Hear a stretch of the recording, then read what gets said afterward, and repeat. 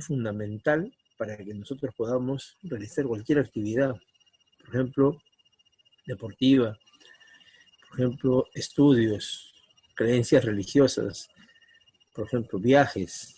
Todo lo que el hombre realiza tiene una base económica, tiene un sostén, un pilar económico que en realidad pues es el modo de producción en la cual le ha tocado vivir, ¿no? Si nosotros hemos nacido en el capitalismo, es una cuestión pues casual, no es nada planificado. Y quizás en otras épocas, mucha gente nació en el esclavismo o feudalismo, y en ese contexto vivió pues un tipo de economía, quizás más desfavorable que en otras. La cuestión es que también era base de su vida social, política, cultural, ¿no? Entonces, sí, siempre, muchachos, eso hay que dejarlo bien claro, ¿no?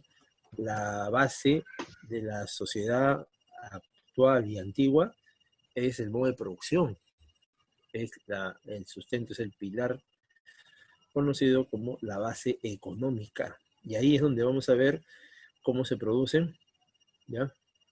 Vamos a ver la circulación de estas mercancías, vamos a ver qué hacen con la riqueza, la gente más poderosa, ¿no? Porque el pueblo está sometido a estas decisiones. Y luego, con el poco dinero que gana la gente, ¿qué es lo que consume? ¿No? Y cómo es el consumo de los empresarios también, para luego finalizar en lo que es la inversión y el uso de mucho dinero, producto pues de una mala distribución de la riqueza, ¿no? Entonces vamos a observar hoy día lo que es el proceso económico, ¿ya? Y primero que nada, no es una sola actividad, ¿no? Son varias actividades, es un conjunto que es económica, que realiza el hombre con el objetivo de que de elaborar ciertos bienes o servicios que nos permitan ponerle fin a las necesidades, o sea, satisfacerlas, de tal forma que podamos subsistir, podamos desarrollarnos, ¿no? Este proceso no es aislado, no es de la noche a la mañana, ¿no? Es un proceso continuo. Solamente se detiene cuando el hombre muere. Desde que nace consumiendo. Empezamos y si nuestra madre está mal alimentada, nos enfermamos y podemos hasta morir. Entonces, desde que nacemos hasta que morimos, el consumo, que es una fase fundamental del proceso económico, se produce, ¿ya? Entonces, y todo esto está interrelacionado pues con la sociedad en general. Desde la antigüedad, desde épocas antiguas, hemos consumido, hemos producido, hasta hoy día, que lo hacemos de manera más difundida, ¿no? Con productos más amplios, ¿no? De diferentes características. Ahora, un esquema básico del proceso económico tiene que ver con las 5 fases, ¿ya? La principal, o la número 1, es la producción. Ahí se va a generar los bienes y servicios y se va a generar la riqueza. Y quien va a dirigir todo esto es la empresa, ¿no? Es la que organiza la producción. Luego de esto entra en funcionamiento la circulación, ¿no? Que es el traslado de los bienes y servicios hacia los mercados, donde supuestamente se genera pues la ley de la oferta y la demanda y se busca el equilibrio económico, ¿no? Para luego la producción también generar pues la distribución de la riqueza, ¿no? Perdón.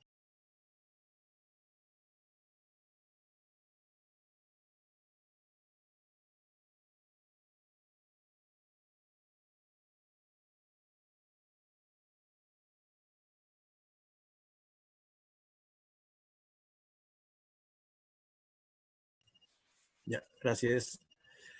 Entonces le decía de que la producción, al generar riqueza, esa riqueza la va a colocar en una etapa llamada distribución, en la cual se va a repartir toda esta riqueza conseguida, ¿no? ¿En qué forma? En salarios, rentas, intereses, ganancias e impuestos. Una vez que la población ya ha recibido, ¿no?, de diferente modo esta riqueza, va a pasar a la etapa de consumo. en la cual va a poder usar esa riqueza y en la conseguir estos productos, bienes, servicios, ¿no? Y satisfaciendo sus necesidades. ¿Ya? Inmediatamente, una parte que no gasta un grupo de personas, sobre todo empresarios, conocida como ahorro, se constituye en la inversión, donde se va a financiar nuevamente el proceso productivo. ¿Ya? Y según la calidad o la cantidad de la inversión, esta producción puede generar, ¿no? Puede aumentar. Nos referimos a la capacidad instalada. La capacidad instalada viene a ser el tamaño que tiene la empresa. Si es mediana, pequeña o grande, eso va a depender de qué cantidad de dinero, ¿no?, se está invirtiendo, cuántos recursos se están poniendo en uso en una empresa para que ésta pueda producir. Entonces ahí vemos las 5 fases y su relación directa y la importancia. Todos sabemos de que de las 5 fases la más importante es la producción. Eso está clarísimo, ¿no? Está claro.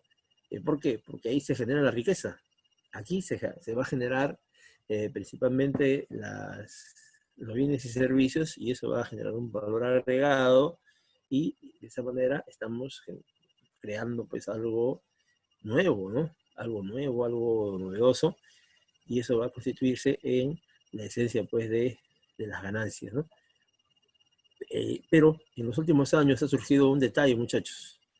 En los últimos años tenemos un problemita, un debate, mejor dicho, ¿no? Porque otra escuela económica contemporánea ha planteado de que en la actualidad esto ya no es así, sino que en la actualidad la fase que es más importante que todas sería la inversión.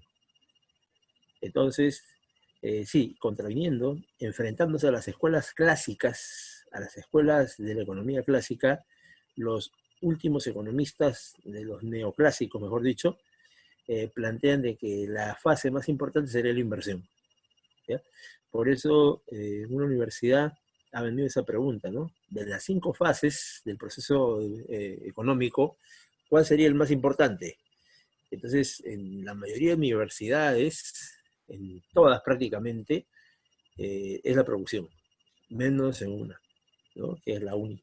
En la UNI, al parecer, el predominio de estos economistas no es una cuestión de casualidad o una cuestión de que no estoy de acuerdo, ¿no?, sino que ya tienen una postura determinada y plantean que la inversión sería la fase más importante. ¿Ya? Tomar en cuenta estas diferencias para conocer bien las respuestas, ¿no? Ahora, las fases, ya hemos dicho que son 5, ¿no? Y hay una interrelación. Como hemos señalado hace un momento, la que dirige todo esto es la producción. Luego la distribución, también la circulación de la producción se va a originar estas 2. Pero cuando ya tenemos dinero, usamos ese dinero en la compra de los productos, ¿no? Y un grupo de personas dijimos que se dedican a la inversión, aumentando la capacidad instalada, ¿ya? Entonces, aquí está clarísimo, ¿no? La fase determinante de la riqueza, para que se genere riqueza, es la producción. Mientras que en la sociedad contemporánea, en la etapa imperialista, en la etapa actual, un grupo de economistas discrepa con este postulado esencial de la economía moderna, ¿no? Y plantea que la inversión sería la más importante. ¿Por qué? Porque permite darle el impulso necesario a todo el proceso económico, ¿no? Eso se da en el capitalismo, donde lo que elaboran la teoría son los dueños de los medios de producción, o sus teóricos o académicos, ¿no? Pero también los trabajadores tienen sus teóricos, también tienen sus economistas, ¿no? Y no se quedan atrás, y ahí se establecen las relaciones sociales de producción y distribución, ¿no? Y ahí sabemos qué consecuencias se van a presentar. Aquí hay un esquema, un dibujo más elaborado, ¿no?, de todas las fases con diferentes momentos. Por ejemplo, la obtención de materias primas. La obtención de materias primas llevadas a la fábrica luego de procesar esas materias primas, tenemos aquí las mercancías saliendo de la empresa, llegando a los mercados, a los almacenes, y de ahí llevándolas a dónde, sí, a la distribución de la riqueza del proceso económico. Entonces vamos a entrar a la producción, ¿ya? Un segundo.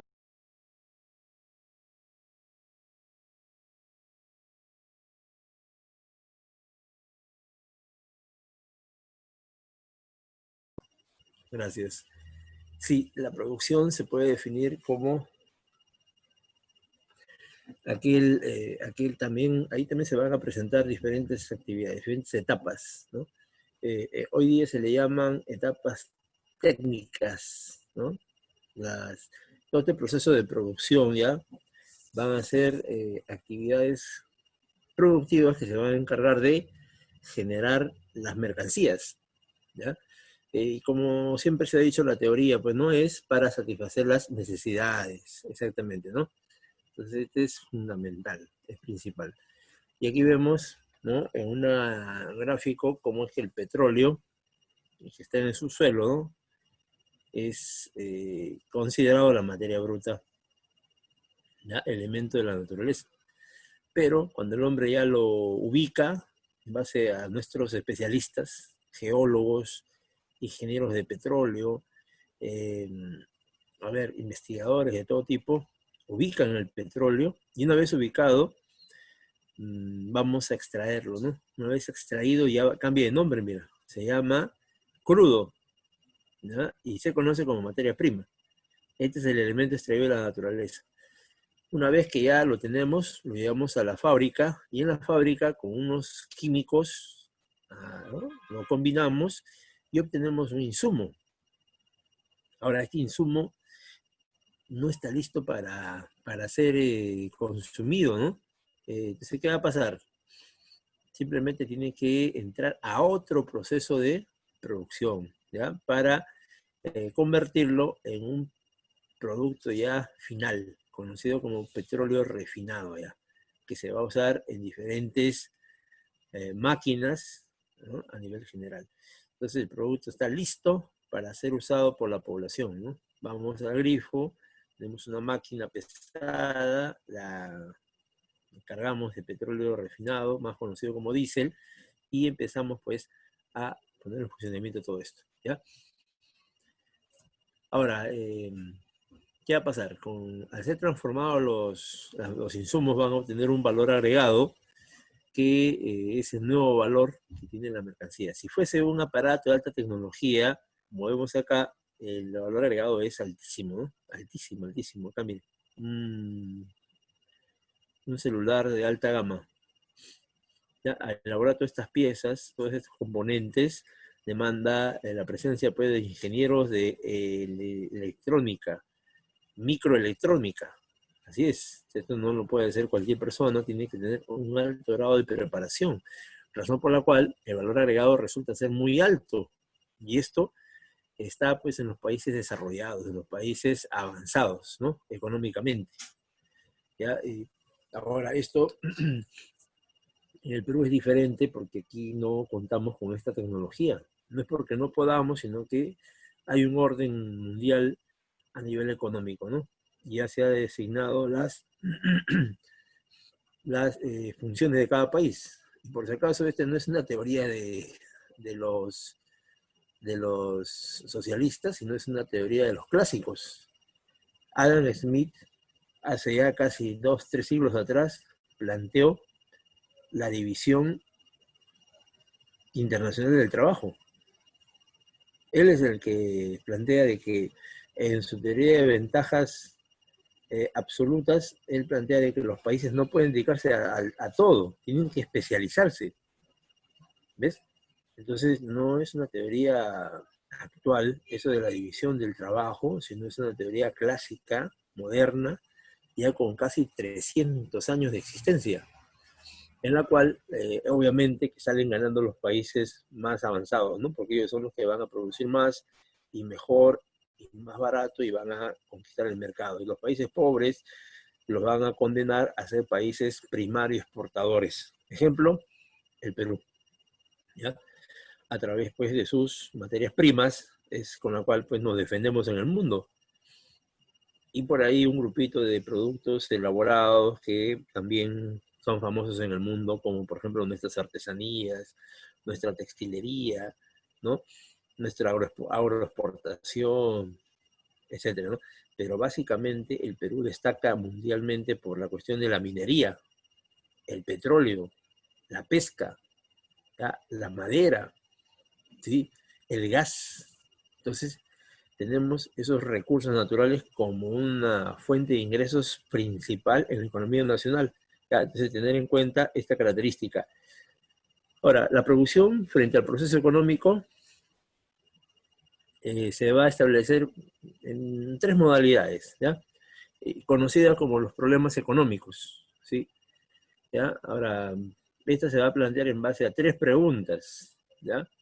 Y su esencia principal en esta columna, y luego ya su explicación, ¿no?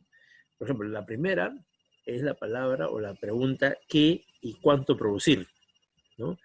¿Qué producir? Zapatos, producir ropa, producir alimentos, producir medicina. ¿Ah?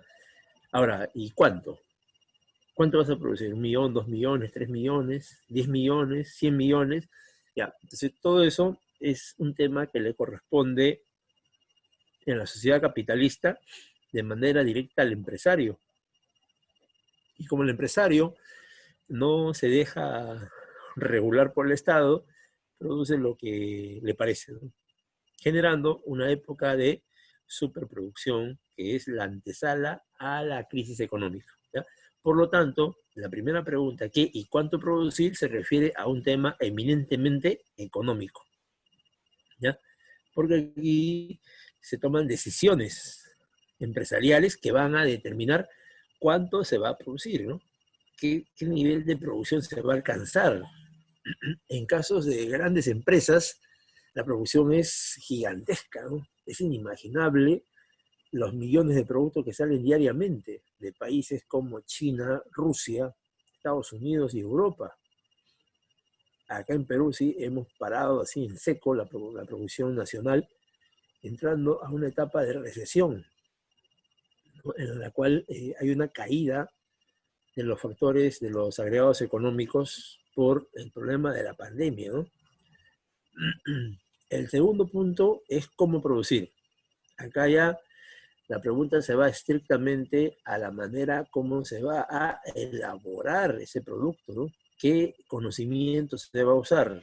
¿Qué máquina se va a emplear? ¿Ya? O sea, de lo económico saltamos a lo tecnológico, ¿ya? Y nosotros ya sabemos que la tecnología es la aplicación, es el uso de los conocimientos científicos.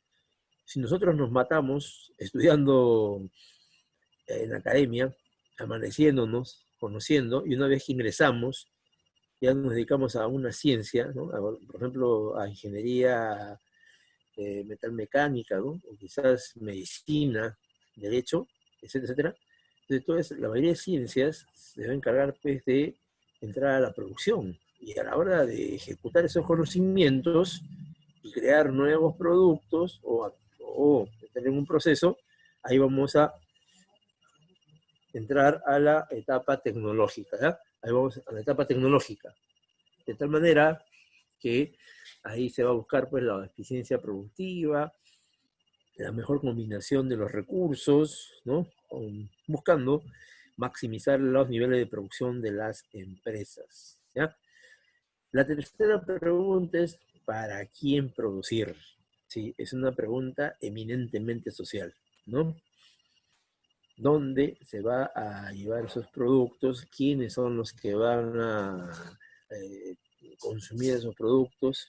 Porque de esa manera se va a obtener la riqueza necesaria, ¿no? Por ejemplo, un empresario, eh, es ilógico para él generar pues edificaciones, construcciones, casas en una zona muy pobre como las zonas más alejadas de los conos, ¿no? Ahí, a menos que reciba pues el apoyo del Estado, ¿no? Y una serie de beneficios, ¿no? Pero está viendo dónde se va a colocar, qué personas van a consumir los productos. Hay un estudio de mercado para saber la situación de los consumidores y de esa manera garantizar que los productos tengan aceptación, ¿ya? Ese sería los problemas económicos, el entorno y su esquema de solución, ¿bien? Las tres preguntas fundamentales. Ahora, la forma de producción a través de la historia es desde la más primitiva hasta la más moderna, ¿no?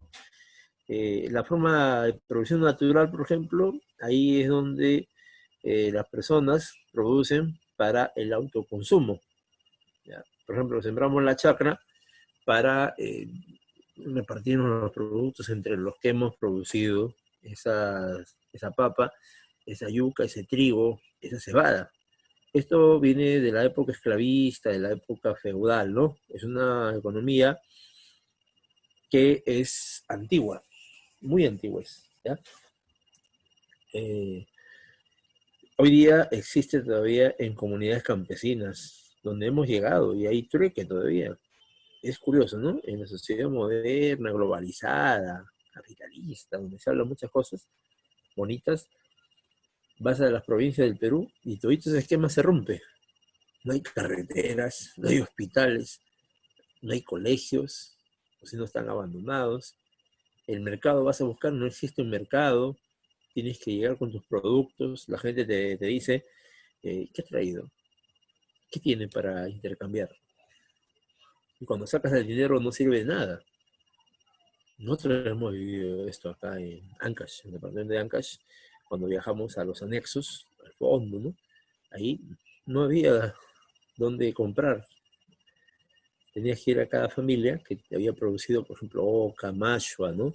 O yuco, había producido granos como quino, ¿no? Entonces ellos esperaban de que un viajero, ¿no? Un recién llegado, lleve pues productos de la ciudad. Por ejemplo, te pedían hacer leche, fideos, arroz, ropa. Nosotros no sabíamos y nos encontramos con una realidad totalmente desconocida para jóvenes que recién estamos empezando el estudio. Y así, Ayacucho, Cusco, anda a las alturas de Cusco, a ver, aunque algunas zonas están ya con esa cuestión del turismo, pero existe todavía la economía autárquica, una economía feudal, en la cual se produce para el autoconsumo. Entonces, los que van a experimentar esa situación son los viajeros, los que van a llegar, ¿ya? Entonces, sí, en la Amazonía es peor todavía, ¿ya? Entonces, y en zonas atrasadísimas en el mundo, como Oceanía, ¿qué vas a llegar a Oceanía? Pues con dólares, con plata, ¿no? Oye, Félix No, vive pero, ahí. Vivía. ya, por ejemplo, en las zonas provincianas, en nuestras zonas de provincia, la gente produce los textiles para intercambiarlos con otros productos. En la medida que la sociedad avanza, esta se desarrolla, surge una producción más evolucionada, que es la mercantil. Aquí ya hay un excedente económico, la gente tiene ya satisfechas sus necesidades y por lo tanto esos productos van a ser colocados en un mercado, ya no para buscar pues que otros traigan su producto y hacer un trueque, sino para venderlo ya. Ahí estamos hablando del dinero, ¿ya? Estamos hablando del comercio y estamos hablando del comerciante, o sea, varios elementos nuevos surgen para agilizar el intercambio. El anterior, la economía natural, eh, perjudica y atrasa y hace lenta la circulación. Por ese motivo, el ser humano en su desarrollo económico ha visto conveniente de que esta etapa sea la que supere a la producción natural, ¿ya? Y nos referimos al comercio en la época del mercantilismo y la venta de estos productos, ¿no? Estos productos van a tener un nombre conocido como mercancía. ¿Por qué razón? Porque se producen no para el consumo de la familia, sino se producen para la venta hacia las personas que tienen dinero. Los que no tienen dinero van a simplemente a mirar, por ejemplo, un automóvil, van a mirar una ropa abrigadora, van a mirar equipos de alta tecnología, van a anhelar esos equipos, pero cuando vemos los recursos no existen para tener esos equipos o esas instalaciones, ¿no? Entonces, sí, es para el intercambio, para el comercio, que se va a realizar en los mercados, ¿ya? Ahora, la producción mercantil simple, mira, también se divide, ¿ya? Es cuando los campesinos están relacionados a sus mercancías. La producción mercantil capitalista ya no se refiere a esta relación sencilla entre hombre y herramienta, ¿no? Y la producción para quizás vender o intercambiar. En la producción mercantil capitalista estamos hablando de una organización ya más elaborada, con personal muy preparado, ¿no? Estamos hablando de economistas a la cabeza, como siempre, de este tema, ¿no? De la producción, administradores, contadores, ¿no?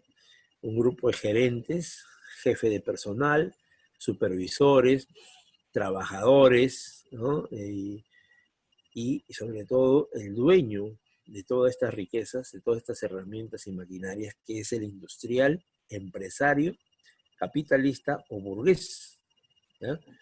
Cuando hablamos de burgués, no estamos hablando pues de algo peyorativo, ¿no? Ni de algo negativo, simplemente estamos hablando de su categoría histórica, ¿sí?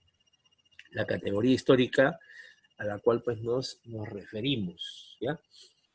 Dado que en el siglo XIII, XIV surgen las villas, y las villas van a convertirse en centros artesanales, y luego se convierten en burgos, ¿no? Y esos burgos son las grandes ciudades europeas donde se desarrolla el comercio, y luego en el siglo XVIII ya surge la industria como producto de ese desarrollo mercantil. 2 siglos después surge el invento de la máquina, bueno, y todas sus características ya estudiadas, ¿no? Aquí en este esquema, que usted puede encontrarlo pues, en varios libros, ¿no? Aquí está la producción mercantil, ¿no? Aquí simple la producción industrial, ¿no? Siempre como base la propiedad privada, ¿no? Simplemente la diferencia es cómo se produce, los valores que tienen, ¿no? Luego, aquí están las leyes del valor económico. Ya, por otro lado, la producción de artículos, el intercambio, ¿ya? La división del trabajo, la propiedad de la riqueza, y esto se inicia pues en la época esclavista, ¿no? Y se estanca un poco en el feudalismo, pero se dispara y crece en el capitalismo, ¿no? Acá también hay otro esquemita, ¿no? Donde han dibujado ya el orden de los conocimientos, ¿no? La producción mercantil simple, ¿no? Que es el hombre con su máquina o con su herramienta, ¿no? Algo sencillo, donde él es el único ahí que está produciendo, ese, ¿no? Pero la producción manufacturera ya es algo más avanzado, ¿no? Ahí ya empieza a organizarse la producción, ya no solamente con un dueño de su herramienta, sino ya con personal, un lugar conocido como un taller, ¿no? El manejo eficiente de los factores productivos como las materias primas, las manos de obra y el capital, ¿eh? Y todo ese desarrollo, que se da más o menos en el siglo XV, XVI, XVII, ¿no? Va a llegar a su auge, a su clímax en la producción maquinizada. Hoy día automatizada, robotizada, ¿no? Donde el objetivo es maximizar las ganancias, minimizando los costos, pero con el uso así intensivo del aparato tecnológico, robots, computadoras, ¿no? Máquinas, herramientas, etcétera, etcétera, van a ser incorporados en la producción, aumentando la producción, como repito, gigantescamente, ¿no? Jamás se había visto producir tantos automóviles en el mundo. Y sin embargo, países que no tienen, como África, por ejemplo, ¿no? O eh, producir tanta ropa a nivel mundial, y gente que se muere de frío en Huancavelica, en Puno, ¿no? producir tanta comida en el mundo y ver que en la India, en la zona de acá en Perú, en Ecuador, en Bolivia, miles de muertos de hambre, ¿no? Desnutridos, y las enfermedades se lo llevan, ¿no? Entonces, eso también es otra característica de esta época. Entonces aquí vemos al capitalista que va a invertir dos tipos de capital, ¿no? El capital fijo y el capital variable. El capital fijo es el que va a pagar todas las instalaciones, todo lo que está utilizando para producir, y el capital variable va a ser utilizado en dos, ¿no? Uno que es el salario y otro que es la plusvalía. Y la plusvalía se va de lleno, se va hacia dónde? Hacia el capitalista. La segunda etapa del proceso económico viene a ser la circulación, ¿no? ¿Y aquí de qué se trata? Ya todos recordamos que aquí se van a trasladar todos los bienes y mercancías, bienes y servicios hacia los mercados. ¿Con qué objetivo? Su intercambio, ¿no? Su comercio, su venta. Aquí está. Aquí lo producimos, se ofertan los bienes y servicios en el mercado, lo demandan las unidades de consumo. Estas son las familias, ¿no? Y luego ellas también van a ofertar su fuerza de trabajo, sobre todo, ¿no? En el mercado de factores. ¿Y quién va a demandar? La producción. Bueno, la empresa demanda estos factores, ¿ya? Y vemos los elementos de la circulación, los comerciantes. Un lugar a veces ya no tan importante. Ahora, por ejemplo, casi se ha triplicado el mercado virtual, ¿no? Estas páginas web como Amazon, Mercado Libre, OLX han disparado sus ganancias como jamás se ha visto. Mínimo, un crecimiento del 300% en estos años, en estos tiempos de cuarentena, ¿ya? Y el dinero también ya no es necesario llevarlo físicamente, ¿no? Se coloca en un banco y la gente maneja sus tarjetas de crédito, a veces endeudándose con determinado banco. Y el crédito justamente sirve para agilizar el intercambio, ¿no? Si no tienes plata en efectivo, saca la tarjeta nomás y se endeuda hasta el cuello, ¿no? También la distribución de los productos ya con sus determinadas características en pesos y medidas. El transporte aéreo, terrestre, acuático, ¿no? También vemos ahí el, el banco, etcétera, etcétera. Ahora, ¿cuál es la importancia de la circulación? La circulación es una condición fundamental para que la gente pueda acceder a esos productos y pueda consumirlos, ¿no? Y de esa manera se genere la satisfacción de la necesidad, ¿ya? Sí, pues hace que los productos lleguen a nuestros mercados, ¿no? Los alimentos sobre todo, ahora en plena pandemia, y también determina la riqueza o renta nacional.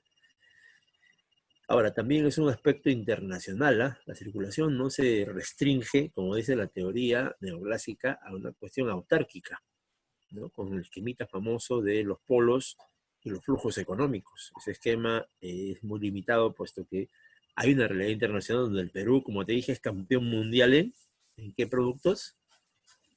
¿Sí? Muy bien, en Minería. muy bien, joven, minería, ¿no? Y somos uno de los primeros productores de cobre, oro, Litio. litio, hay ahora en Puno, ¿no? Para elaborar esos productos de alta tecnología, el litio es clave, muchachos. ¿Y qué metal estamos viendo acá? El hierro. Y el hierro transformado ya lo vendemos a otro país, y ese país, ¿qué nos va a vender? Los automóviles, ¿no? Cuya base principal son los minerales de los países primarios exportadores. La diferencia es que aquí vendemos caro o barato estos productos. Barato. Por una lógica pro extranjera, ¿no? Donde los jóvenes han recibido una formación neoliberal, los muchachos piensan de que ser competitivo es rematar las riquezas peruanas. Ni siquiera los neoliberales chilenos piensan así. Ellos no rematan su riqueza, ellos lo venden a precios adecuados en el mercado internacional. Acá en Perú tenemos un grupo dominante sumamente servil, ¿no? Sumamente atrasado en mentalidad, en medidas, todo eso, y se han encargado de rematar, entregar los recursos naturales a los extranjeros a precios increíbles. Un dato nomás. El cobre peruano, el oro peruano, la plata peruana, con Alan García prácticamente no se cobraba nada.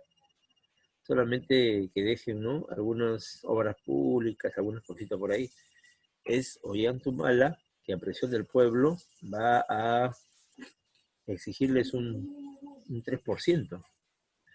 En Chile, mínimo para extraer el cobre, tienen que pagar 10% de impuestos a los productos minerales. Y la gente en el mundo, pues, no reclama nada a Chile, dice, está bien, ¿no?